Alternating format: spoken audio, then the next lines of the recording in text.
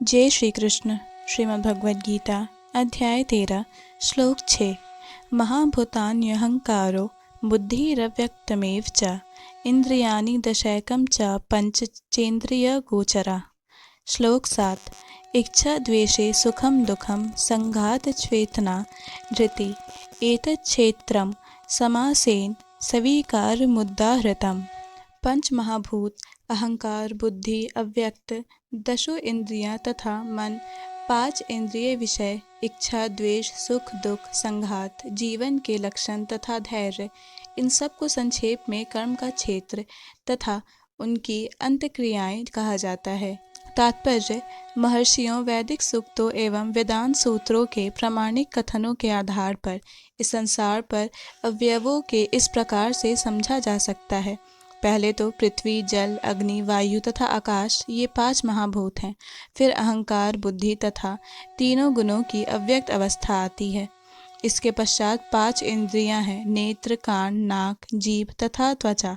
फिर पांच कर्म इंद्रियां हैं: वाणी, पांव, हाथ, गुदा तथा लिंग। तब इन इंद्रियों के ऊपर मन होता है, जो भीतर रहने के कारण अंतः इंद्रिय कहा जा सकता है। इस प्रकार मन समेत कुल 11 इंद्रियां होती हैं। फिर इन इंद्रियों के 5 विषय हैं: गंध, स्वाद, रूप, स्पर्श तथा ध्वनि। इस तरह इन 24 तत्वों का समूह कार्य क्षेत्र कहलाता है।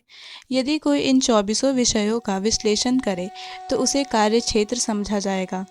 फिर इच्छा, द्वेष, सुख तथा दुख नामक अंतःक्रिया है, जो स्थूल देह के 5 महाभूतों की अभिव्यक्तियां हैं।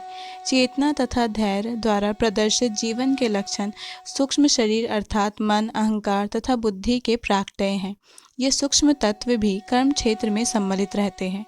पंच महाभूत अहंकार की स्थूल अभिव्यक्ति है, जो अहंकार की मूल अवस्था को ही प्रदर्शित करती है, जिसे भौतिकवादी बोध या तमाम बुद्धि कहा जाता है। यह और आगे प्रकृति के तीनों गुणों की अप्रकट अवस्था की सूचक है।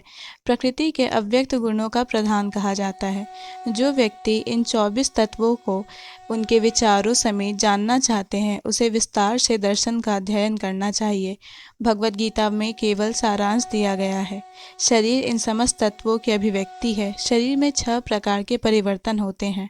यह उत्पन्न होता है, बढ़ता है, टिकता है, संतान उत्पन्न करता है और तब यह छिन्न होता है और अंत में समाप्त हो जाता है। अतएव क्षेत्र अस्थायी भौतिक वस्तु है, लेकिन क्षेत्र के ज्ञाता क्षेत्रज्ञ से भिन्न है। जय श्री कृष्ण। भगवद गीता के सभी श्लोकों को सुनने और समझने के लिए हमारे चैनल को सब्सक्राइब करें। अगर वीडियो पसंद आया हो तो इसे लाइक और शेयर करें।